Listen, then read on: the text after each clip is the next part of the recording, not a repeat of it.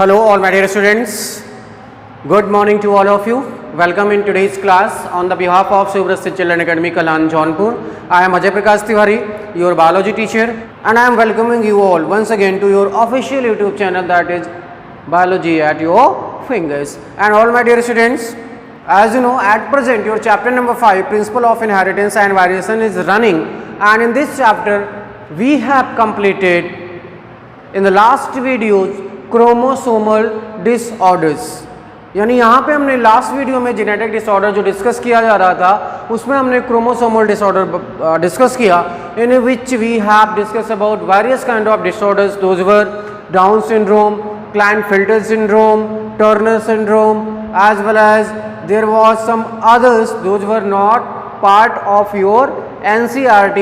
We have also discussed about that. And today we are going to discuss about a new disorder that is known as Mendelian disorder. So without wasting the time, I am starting with, and the Babe chart of Mendelian disorders is already given on your board, and in later on we will discuss one by one all these disorders in very detail. So first let's take an introduction. So Mendelian disorders, as you know, these are the disorders that follow the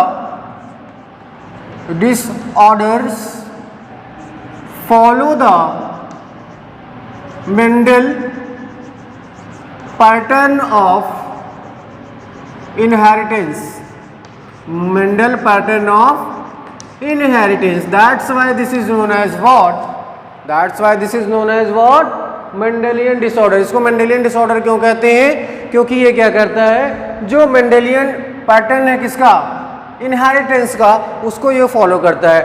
actually Mendelian disorder is categorized into two categories, and as you know this takes place due to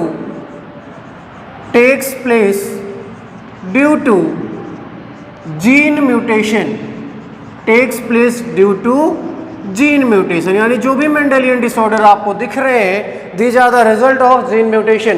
and gene mutation may be in autosomes. It means that from chromosome pair number 1 until the chromosome pair number 22, all these are termed as autosomes. So if mutation takes place in these autosomes, that condition is known as what? Gene mutation in autosome.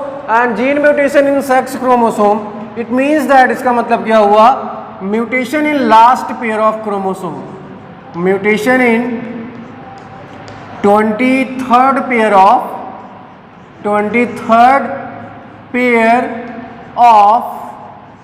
chromosome. अब आप समझ गए होंगे, gene mutation in autosomes means that from pair number 1 to pair number 22. Gene mutation in sex chromosome, it means that the last pair of chromosome. So gene mutation in sex chromosome, mostly disorders are in recessive pattern. Disorders are in recessive patterns. These may be hemophilia, that is most important for your examination, color blindness.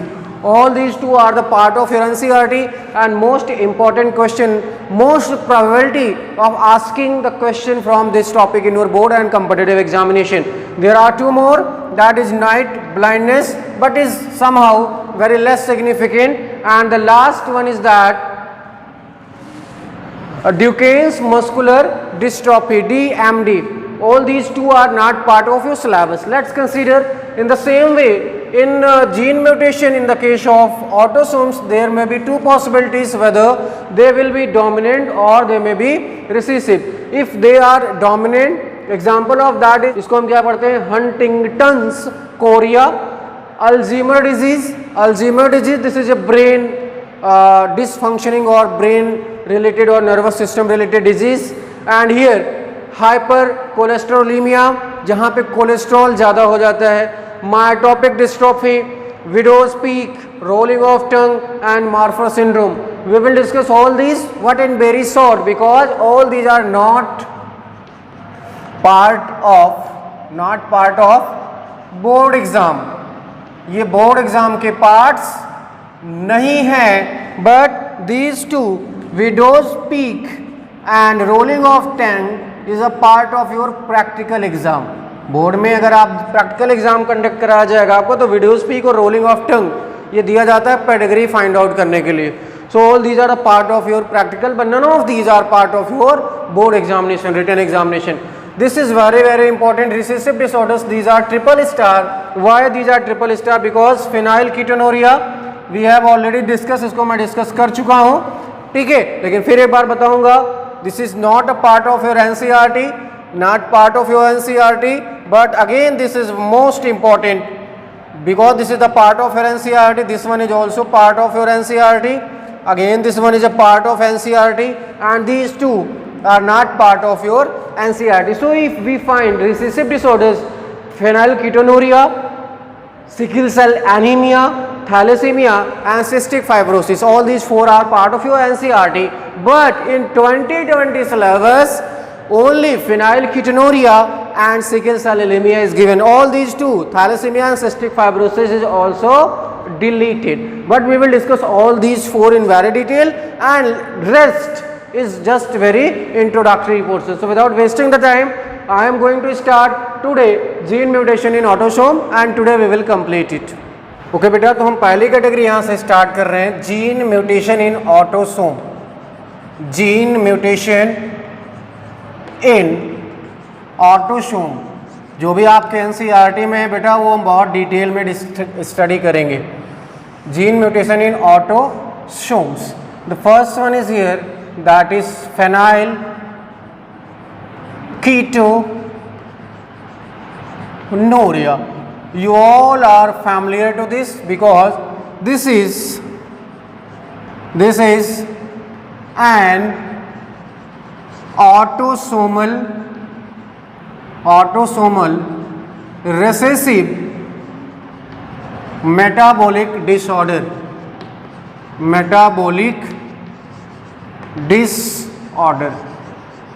ठीक है, तो ये तो बहुत ही common सा पहला word यही है. Phenylketonuria is an autosomal recessive metabolic disorder. Let's consider the second one. यहाँ पे होता क्या है, homozygous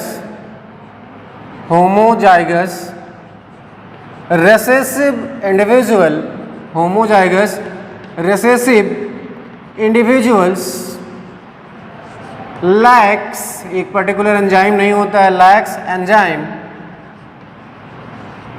phenylalanine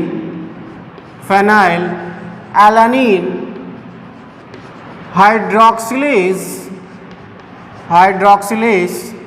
that convert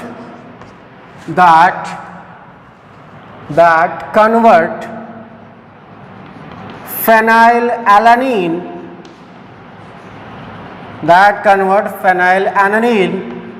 in tyrosine in the liver. बेटा यही लाइन आपके लिए इंपॉर्टेंट है. What is phenylketonuria? This is an autosomal recessive metabolic disorder in which a heterozygous, or we can write homozygous, obviously homozygous recessive individual lacks enzyme. वो enzyme कौन होता है? You have to remember, this is what phenylalanine hydroxylase.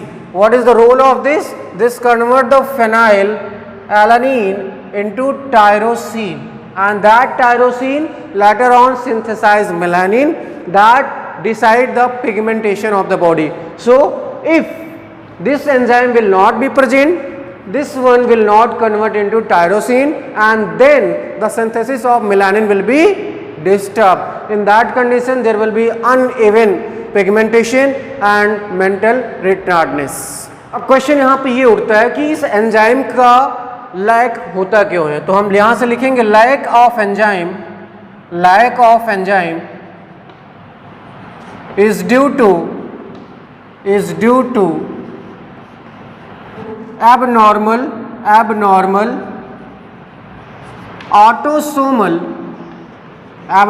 autosomal recessive gene on chromosome number 12. देखो बेटा, chromosome number 12 की बात की जा रही है, इसका मतलब ये ऑटोसोम का पार्ट होगा. तो यहाँ पे एक पर्टिकुलर क्या हो जाता है, abnormal autosomal recessive gene present होता है. कहाँ? क्रोमोसोम नंबर 12 से, जिसकी वजह से फिनाइल एलानिन हाइड्रोक्सिलेज एंजाइम नहीं बन पाता है, and in absence of that phenyl alanine is not going to convert into tyrosine in the liver, and that will also affect the synthesis of melanin, that affect the synthesis of melanin from tyrosine in liver. It means that it affect the metabolism of tyrosine, as well as we can also write phenylalanine, resulted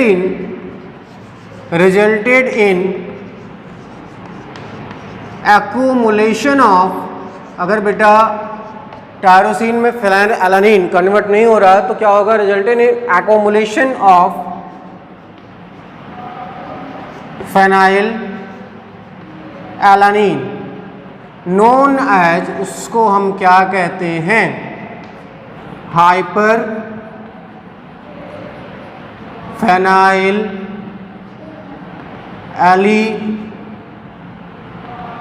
एलीनीमिया। इसको हम क्या कहते हैं, hyper phenyl एलीनीमिया। Okay, तो यहां से अगला point देखते हैं बेटा, जहां पे होता क्या है, affected babies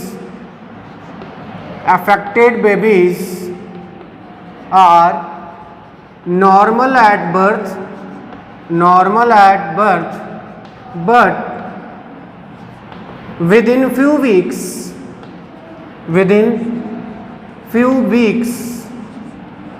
due to increase in plasma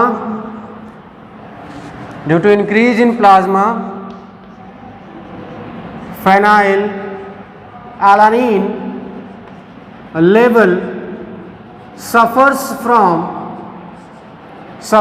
from mental retardedness and decreased pigmentation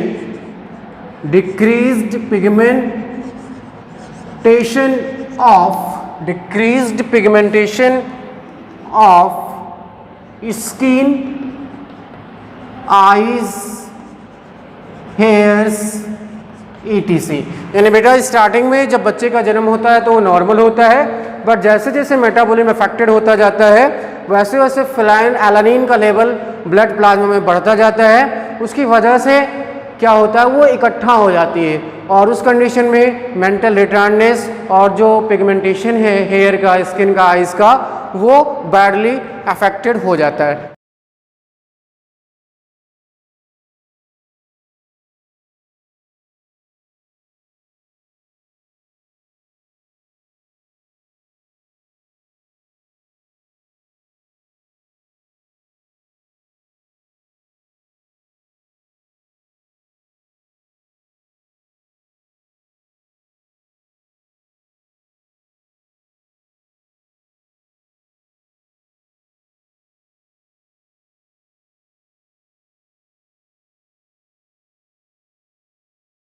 तो ये टोटल है किसके बारे में बेटा, फेनिलकीटोनुरिया के बारे में।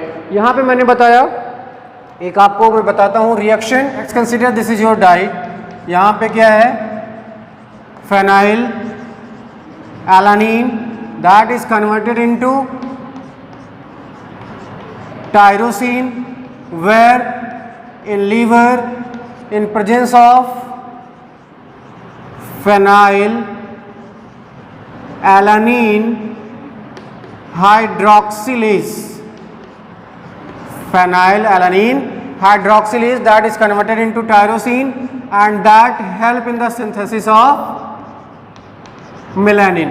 ठीक है, तो अगर ये एंजाइम फेनाइलएलानिन हाइड्रोक्सिलेज नहीं है तो टायरोसिन नहीं बनेगा, टायरोसिन नहीं बनेगा तो मेलानिन नहीं बनेगा। ठीक है, और यही टायरोसिन बेटा बाद में किस में कन्वर्ट हो जाती है, डोपा में कन्वर्ट हो जाती है। ठीक है, और डोपा से फिर नॉरएपिनेफ्रिन और एपिनेफ्रिन का फॉर्मेशन हो जाता है। चूंकि वो आउट ऑफ सिलेबस है इस वजह से उसको हम यहाँ से कंसीडर नहीं करते हैं। ठीक है, तो सिंपल सा है, टायरोसिन बाद में चल के डोपा, डोपा से फिर नॉरएपिनेफ्रिन, नॉरएपिनेफ्रिन से एपिनेफ्रिन, वो सारी चीजें बनती हैं। बट आपके लिए क्या है, केवल इतना ही कि diet, in diet there was phenylalanine that is converted into tyrosine in presence of phenylalanine hydroxylase in the liver, and that tyrosine will help in the synthesis of melanin, and later on it will also synthesize dopa, and from dopa norepinephrine, and again then there will be epinephrine. So this is whole mechanism. So this was all about the phenylketonuria. This is very important for your board and competitive examination, and this is what autosomal recessive metabolic disorder. Let's consider another one.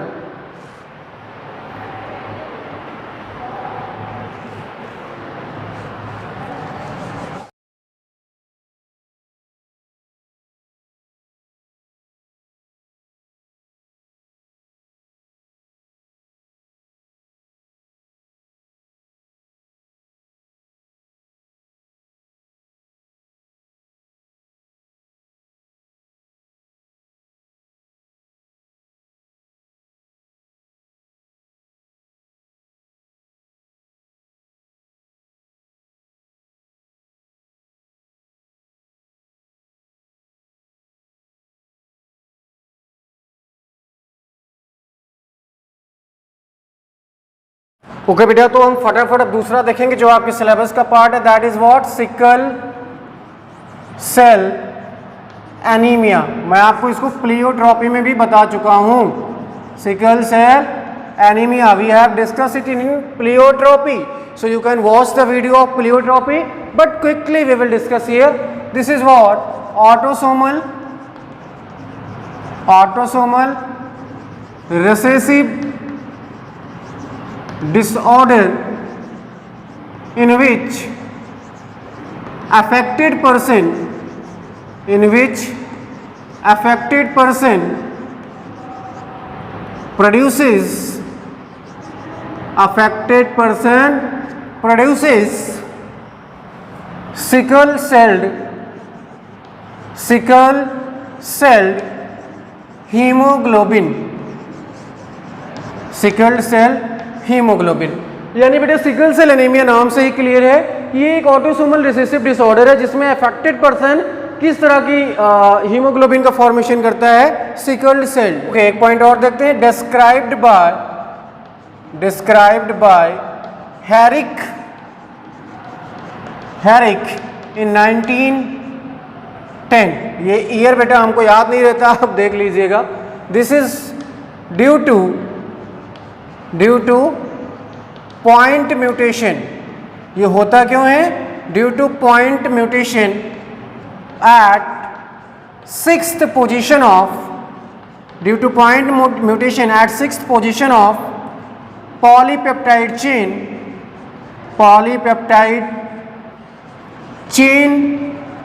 of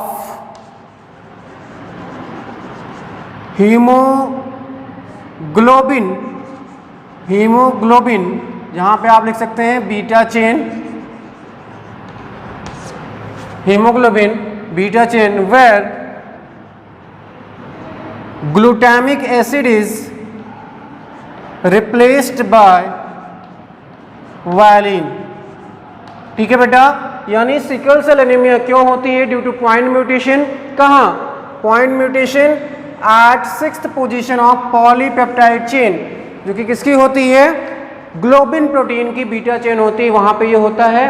ध्यान देने वाली बात क्या है बेटा, कि जहां पे ग्लूटामिक एसिड को रिप्लेस कर दिया जाता है किसके द्वारा, वैलिन के द्वारा।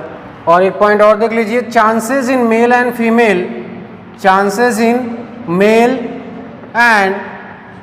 फीमेल इज इक्वल, यानी मेल और फीमेल में इसका जो इफेक्ट है या इसके इन्फेक्शन का या इसके डिसऑर्डर्स के चांसेस क्या होते हैं, इक्वल होते हैं। मान के चलते हैं, suppose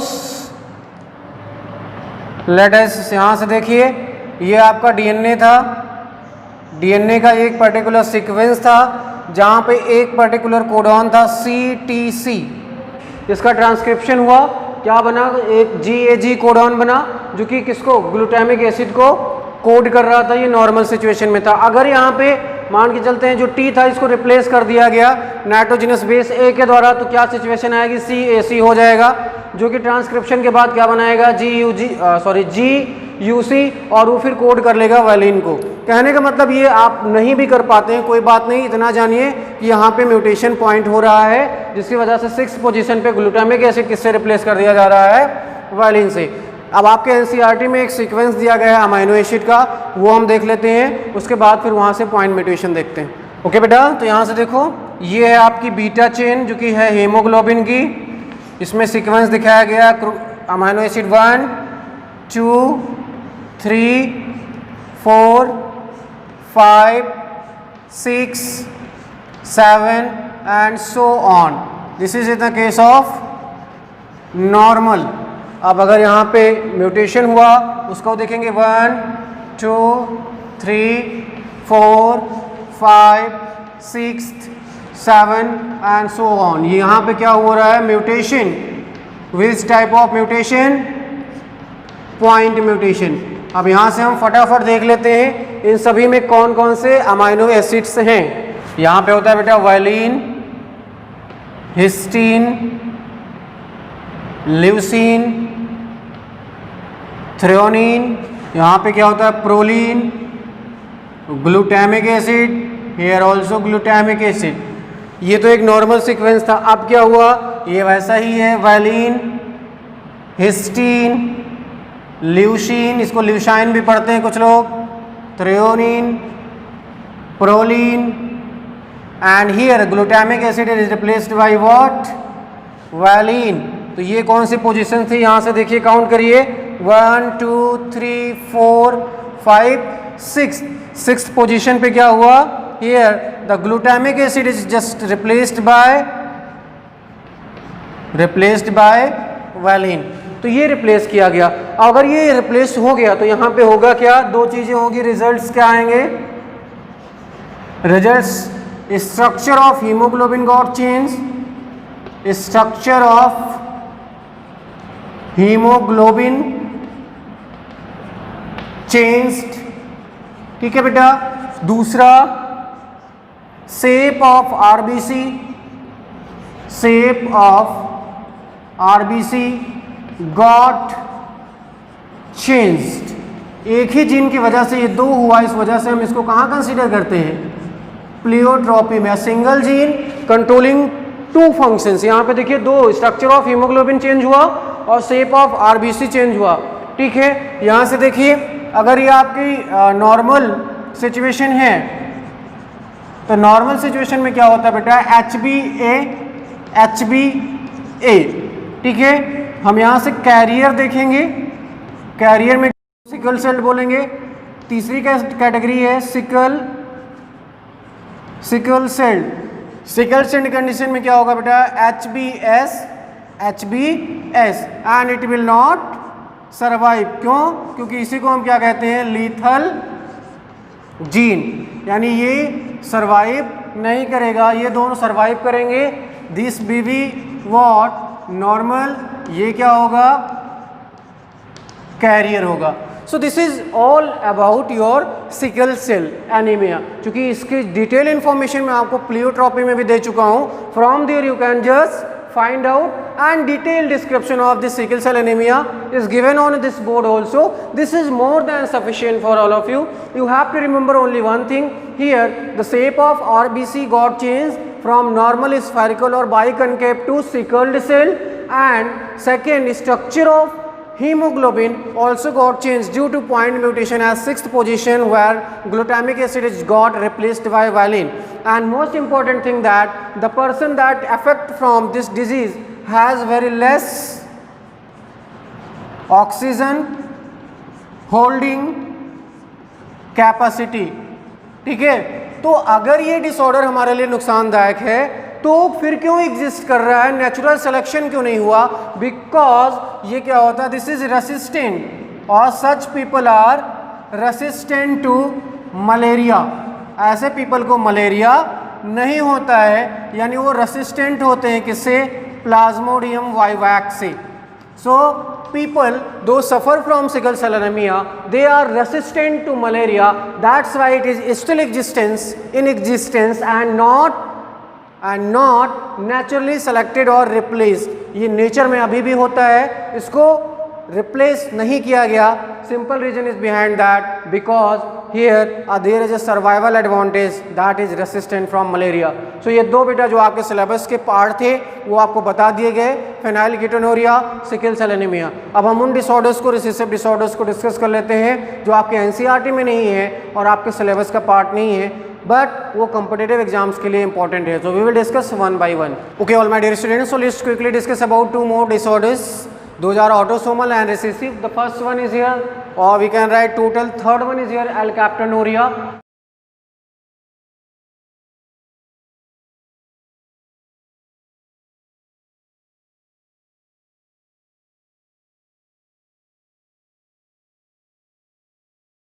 This was discovered by what? Garrod in 1908. First point. Second point, this is autosomal recessive metabolic disorder. ये आप सभी को पता है. क्यों? Due to deficiency of an oxidase enzyme required for the breakdown of tyrosine resulting in accumulation of homogentisic acid. ठीक है, होता क्या है कि ये होगा डिजीज. क्यों?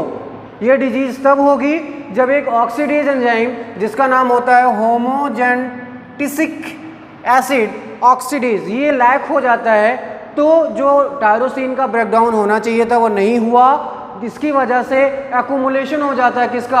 होमोजेंटिसिक एसिड का. इसकी वजह से क्या हो जाता है बेटा? इसकी वजह से क्या होता है कि टिश्यूज अफेक्टेड हो जाते हैं, हार्ट के वॉल्व्स अफेक्टेड हो जाते हैं, cartilage, capsule of joint, ligament और टेंडन्स, यानी पूरी की पूरी वहाँ पे जो आपकी कह सकते हैं फिजियोलॉजी है वो अफेक्टेड होती है. और सबसे इंपॉर्टेंट चीज़ क्या है? ऐसे लोगों की यूरिन क्या हो जाती है? ब्लैक हो जाती है अगर वो एक्सपोज कर दी जाए किससे? एयर से. घंटे या उससे ऊपर अगर वो एयर के माध्यम में रही तो ब्लैक हो जाएगी. और ये रिसेसिव जीन जो कि नॉर्मल फॉर्म नहीं होता है, कहाँ होती है? क्रोमोसोम नंबर 3 पे. So these were all about the alkaptonuria because this is not part of your syllabus. केवल इतना याद रखना है कि गैरॉड ने 1908 में डिस्कवर किया. ये एक ऑक्सीडेज एंजाइम जिसका नाम क्या होता है? होमोजेंटिसिक एसिड ऑक्सीडेज, वो नहीं होता है. और ये रिसेसिव जो डिसऑर्डर वाला जीन है, डिफेक्टेड जीन है, वो कहाँ? क्रोमोसोम नंबर 3 पे पाया जाता है. एक और होता है बेटा एल्बिनिज्म. ये भी एक ऑटोसोमल रिसेसिव डिसऑर्डर है. क्यों होता है? टायरोसिनेज एंजाइम की एब्सेंस के कारण होता है. Albinism is caused due to tyrosinase enzyme absence as well as here. होता क्या है कि टायरोसिनेज जरूरी होता है मेलानिन के सिंथेसिस के लिए. And if tyrosinase is not there will not be proper synthesis of melanin in various tissues. तो वहाँ पे बेटा डिक्रीज पिगमेंटेशन हो जाता है और ऐसे लोग एकदम वाइट दिखते हैं. मैं आपको पिक्चर्स के माध्यम से दिखाऊंगा.